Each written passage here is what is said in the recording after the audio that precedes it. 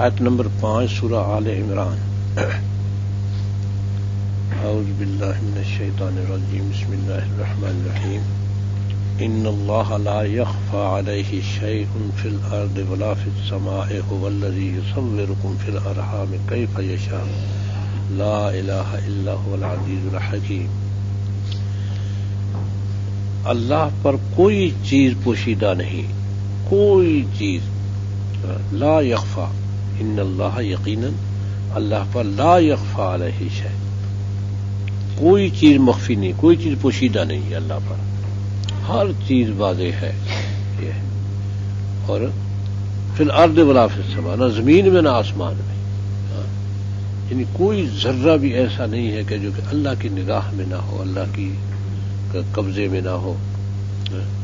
والذی یصورکم فی الارحام، وہی تصویریں بناتا ہے تمہاری رحم میں، کیف یشاء، جیسے چاہتا ہے۔ یعنی شکل رحم میں جو بنتی ہے بچے کی، وہ یعنی کہ اتفاقی طور پر بس بن گئی، اللہ جیسے چاہتا ہے بناتا ہے۔ یعنی ایک ایک بال جسم کا شمار کیا ہوا ہے کہ یہ ہونا چاہیے تھا یہی، ہم نہیں اس کی حکمتیں سمجھ سکتے۔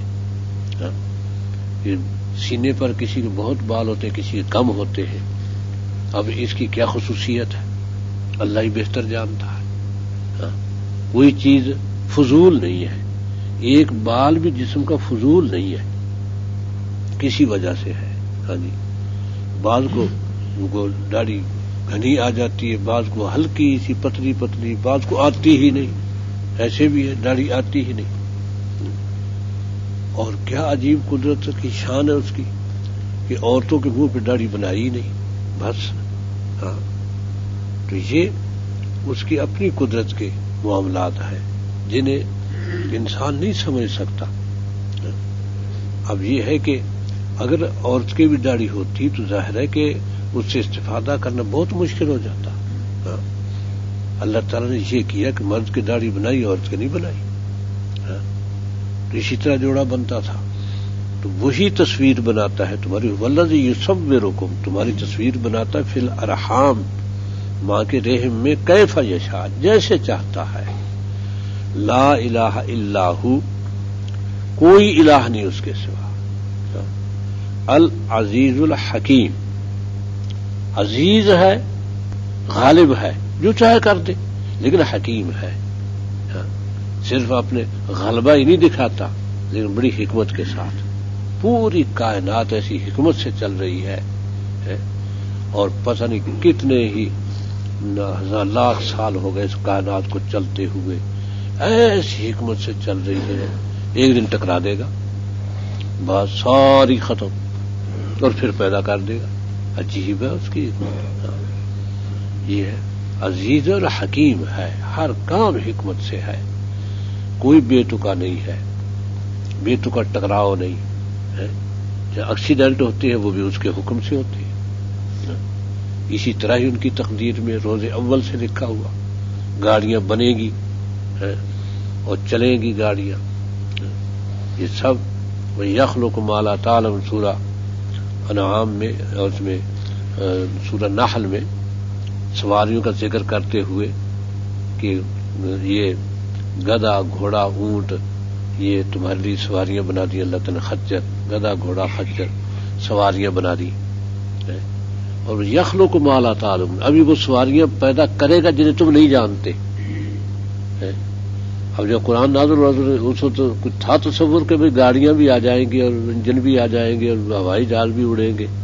ہاں، تو یہ کہ تمہیں یخلق ما لا تعلمون، وہ سواریاں بھی پیدا کرے گا جو تم نہیں جانتے، یہ سب اس کی حکمت کے ساتھ ہے، عزیز ہے اور حکیم ہے۔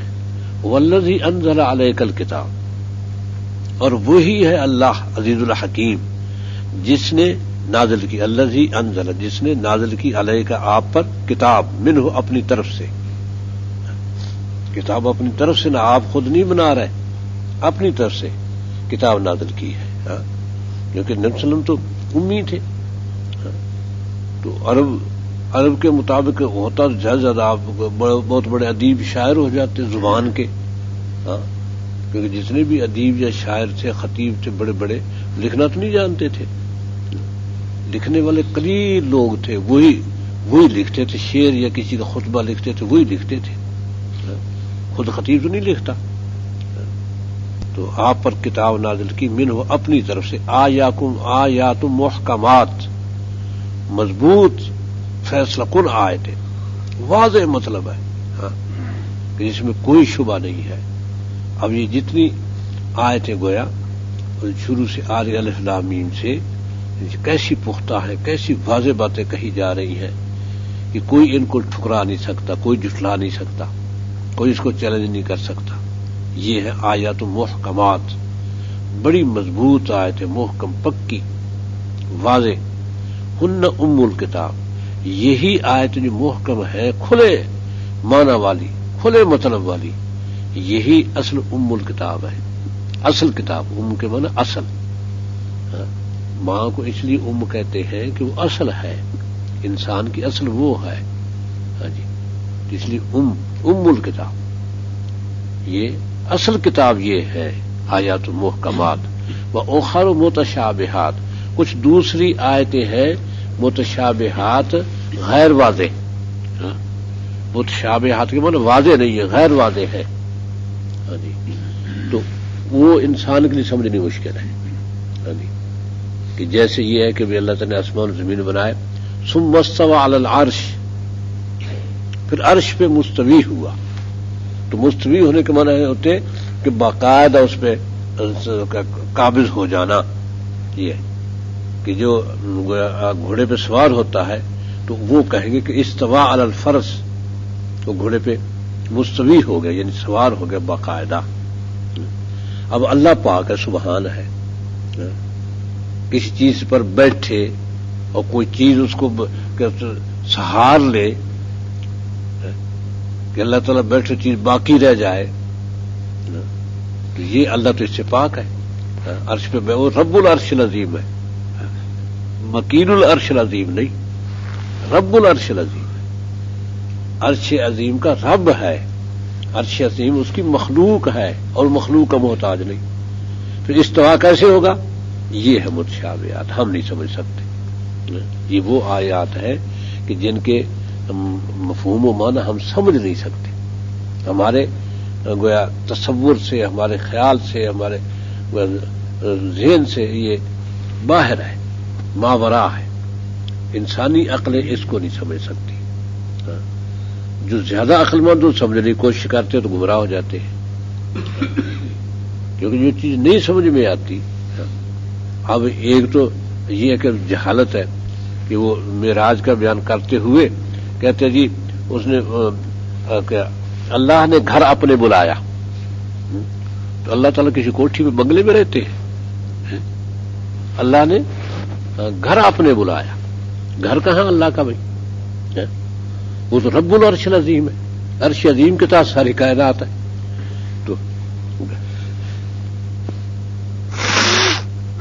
تو گھر کہاں سے آ جائے گا؟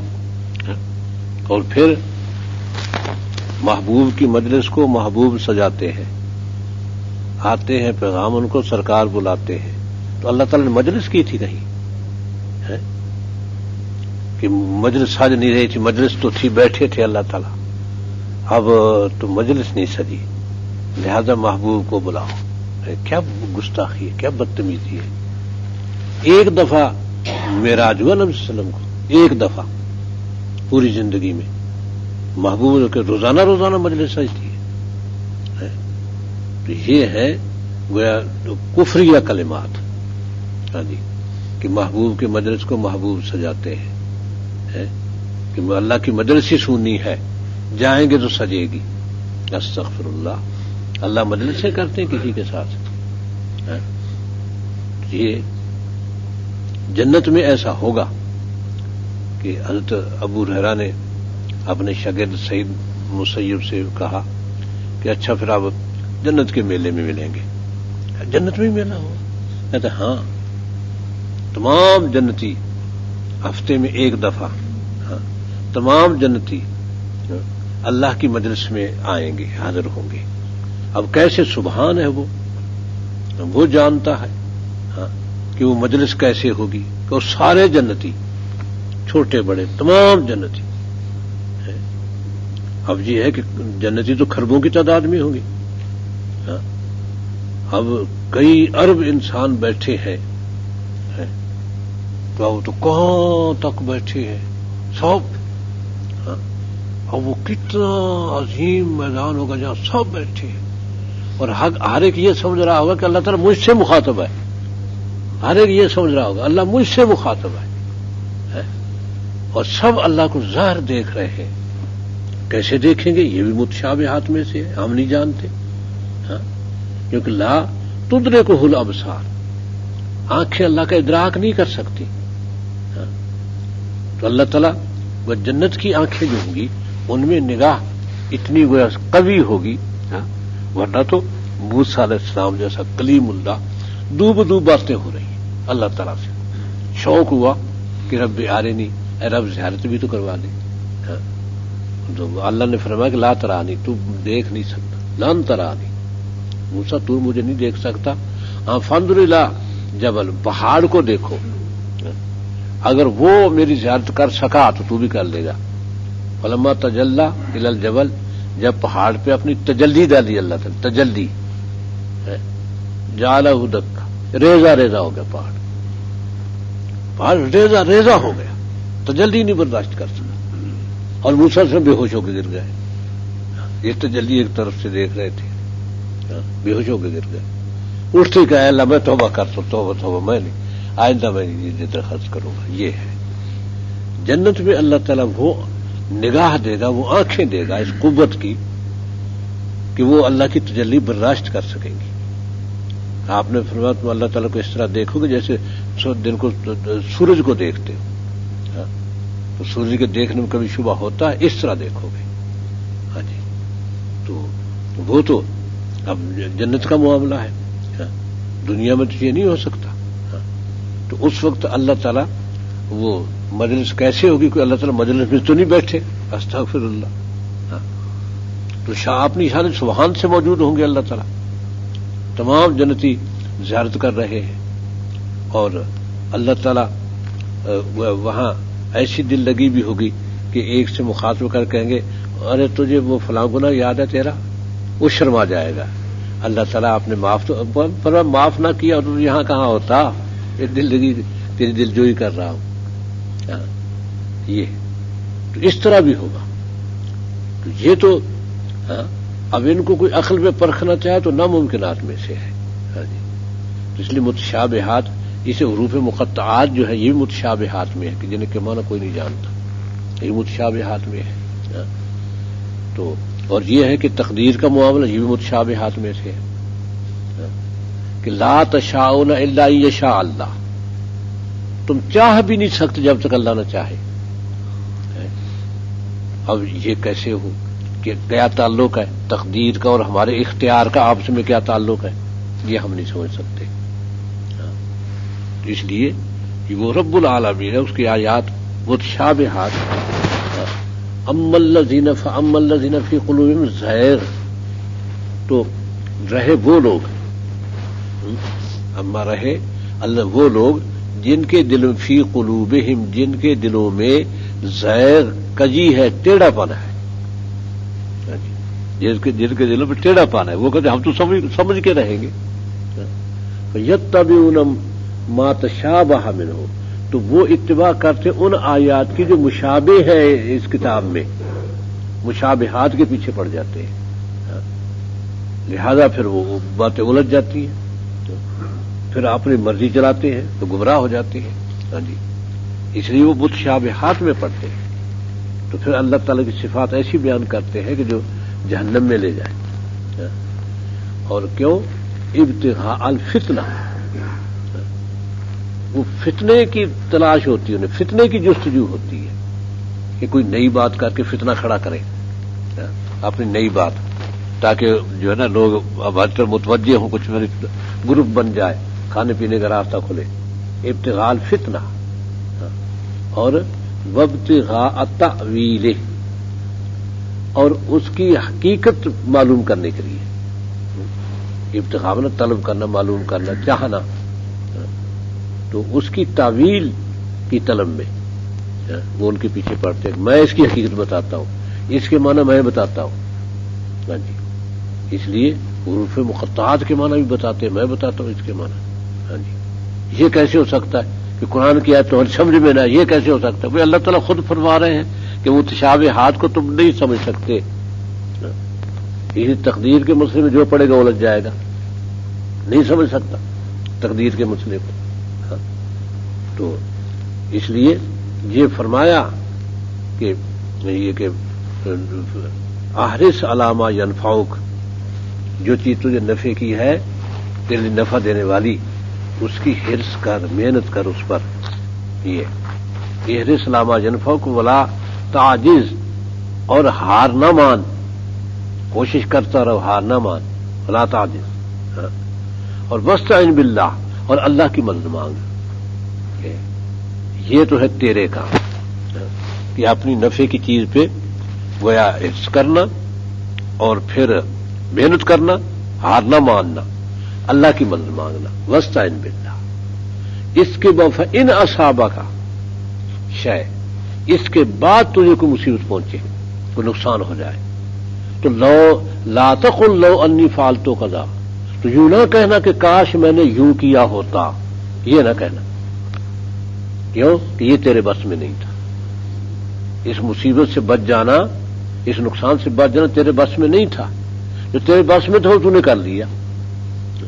وہ تھا کہ احرص علی ما ینفعک، اور لا تعجز، تو محنت کر اس پر جو چیز تجھے نفع دینے والی ہے، ہار نہ مان. واستعن باللہ، اللہ سے مدد مانگ. تو اللہ سے مدد تبھی ہوگی کہ پھر غلط راہوں پہ نہ چل. پھر فإن أصاب، اس کے بعد پھر نقصان ہوتا ہے تیرا. تو لا تقل لو انی فعلت کذا، تو یوں نہ کہنا کہ کاش میں نے یہ کر لیا ہوتا، بلکہ یوں کہے کہ قادر اللہ ما شاء فعل، اللہ نے کیا ہے جو چاہا کر دیا. تقدیر اللہ کی تھی، قادر اللہ، اللہ کی تقدیر یوں ہی تھی، جو اس نے چاہا کر دیا مرضی سے. میری تو تدبیریں تھیں، میری تدبیروں کا نتیجہ یہ نکلایا بس. کیوں؟ تقدیر کے مطابق. فرمایا کہ کلمۃ لو تفتح باب الشیطان، یہ کاش کہنا جو ہے، کلمۃ لو، لو کے معنی کاش، یہ کاش کہنا جو ہے یہ شیطان کا دروازہ کھول دے گا. پھر شیطان طرح طرح کے وسوسے ڈالے گا، رفتہ رفتہ تو مایوس ہوگا، پھر کہے گا پتہ نہیں اللہ نے میرے ساتھ یہ کیوں کیا ہے، میں نے کیا قصور کیا تھا، میں نے، اور تباہ کر دے گا شیطان. تو اس لیے صحابہ کی یہی شان تھی. نقصان ہو گیا کوئی پرواہ نہیں، اللہ نے ایسا ہی چاہا تھا بس. نفع ہو گیا تو اترانا نہیں، اللہ کے نعمت، اللہ کا شکر، اللہ تعالی نے نعمت دے دی. یہ ہے. اس لیے تقدیر کے مسئلے کو نہیں ہم سمجھ سکتے. تقدیر کا مسئلہ جو ہے وہ اللہ ہی کے اختیار میں، اللہ تعالی جیسے چاہتا ہے کرتا ہے. تو وما یعلم تاویلہ الا اللہ، اور نہیں جانتا اس کی حقیقت کو کوئی بھی سوا اللہ کے. جو آیات متشابہات ہیں ان کے معنی مطلب نہیں معلوم ہو سکتے. اللہ تعالیٰ ہی خود جانتے ہیں کہ ان کا معنی مطلب کیا ہے اور نازل کرنے کی حکمت کیا تھی. کیونکہ بہت چیزیں نازل کرنی پڑتی ہیں وہ ایمان میں ہے، ان پر بہت سے احکام کا دار و مدار ہوتا ہے، لیکن ان کی حقیقت نہیں ہے، ہم نہیں جان سکتے. ذکر اللہ تعالیٰ نے ان کا کر دیا.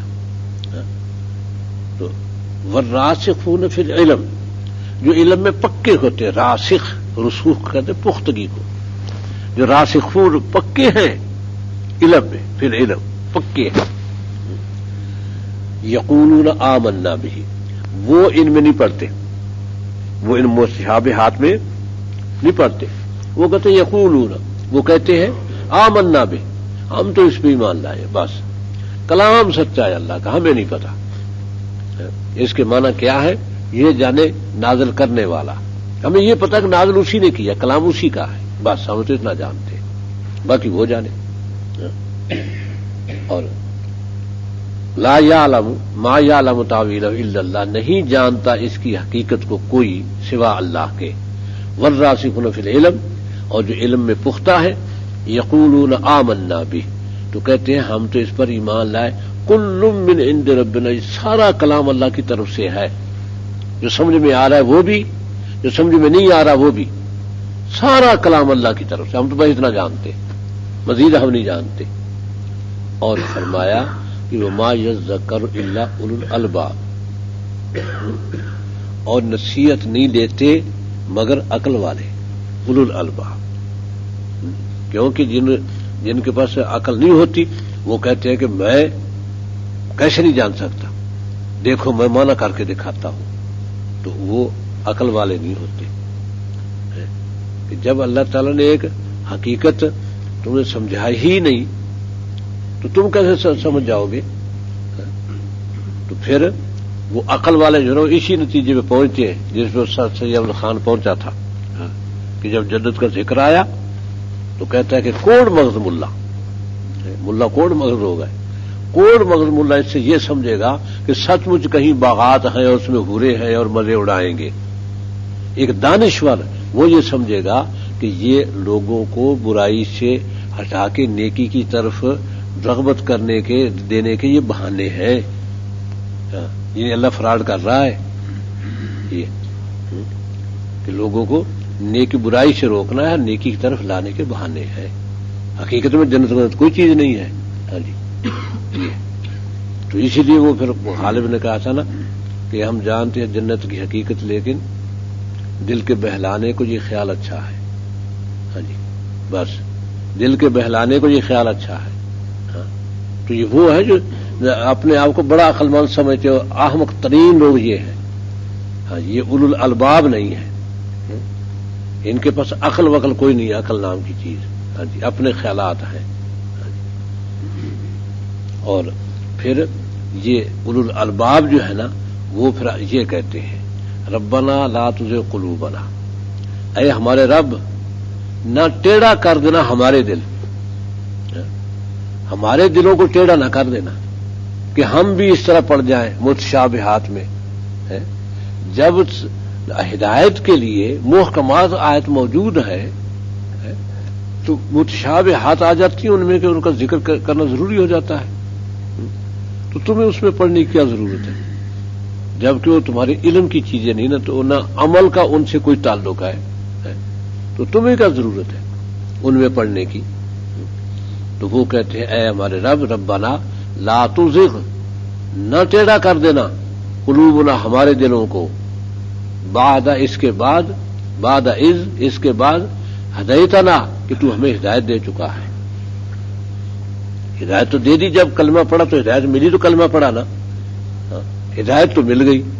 اب اس کے بعد اپنی عقل کو وہ چکر میں لا کے تو گمراہی میں نکل جائے، یہ ہے ہدایت ملنے کے بعد دل کا ٹیڑھا ہو جانا، کہ لا تزغ قلوبنا، ہمارے دلوں کو ٹیڑھا نہ کرنا، بعد اذ ہدیتنا، اس کے بعد کہ ہدیت تو نے ہدایت دے دی نہ ہمیں، اذ ہدیتنا جب تو نے ہمیں ہدایت دے دی ہے تو اب دلوں کو ٹیڑھا نہ کرنا، سیدھے رکھنا۔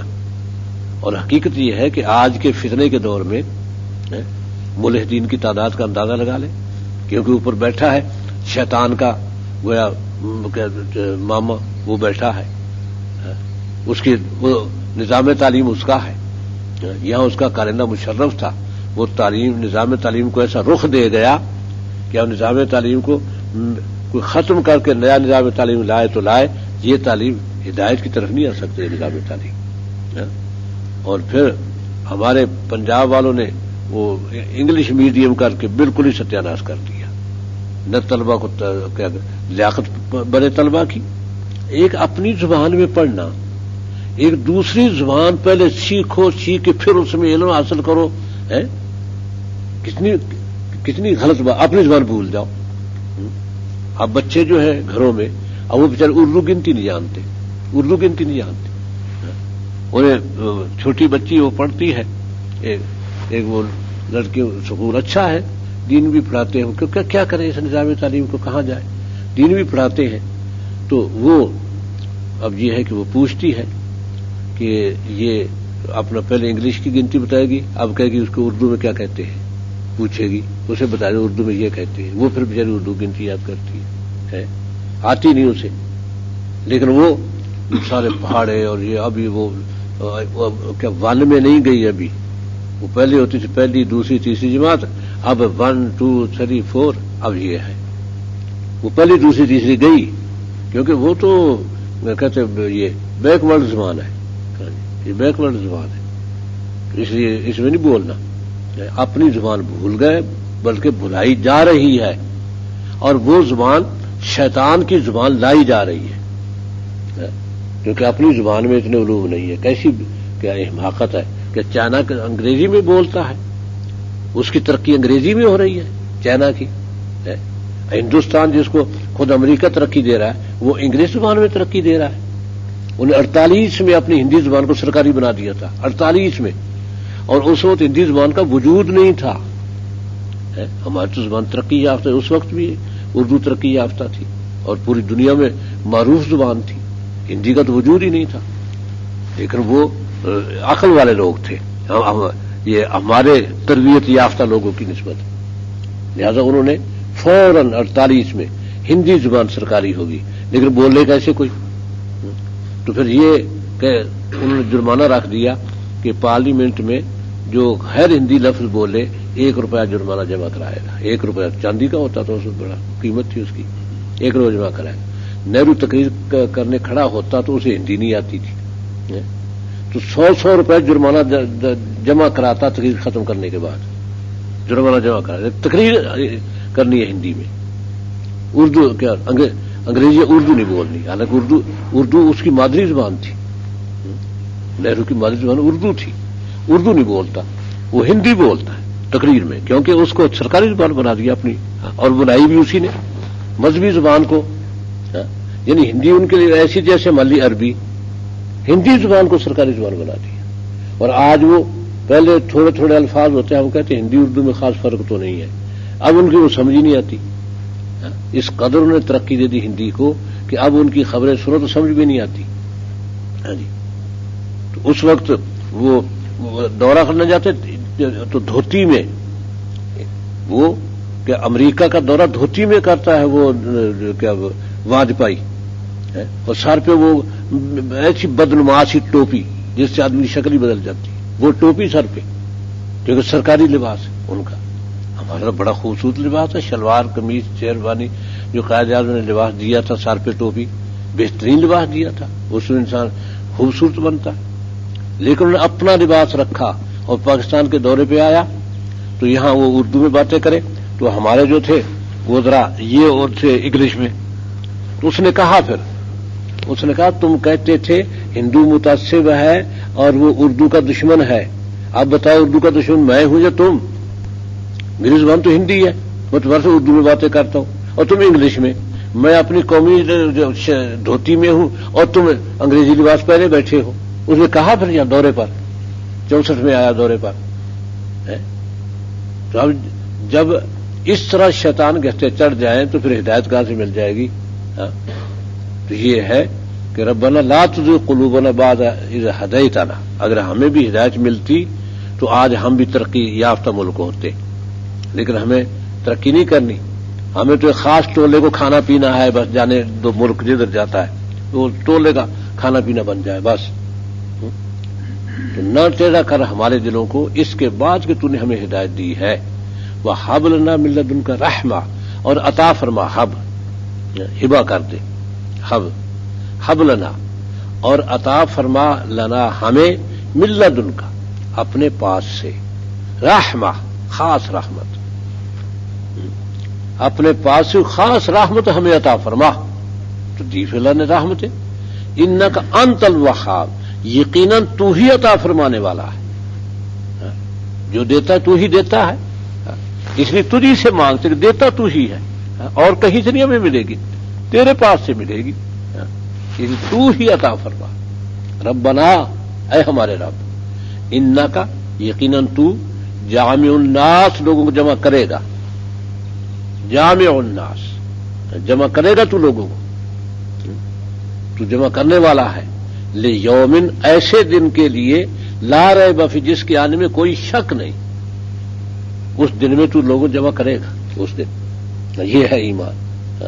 ان دن کا ہمیں پتہ نہیں، اتنا پتا ہے کہ وہ آئے گا، باقی ہمیں کچھ پتہ نہیں.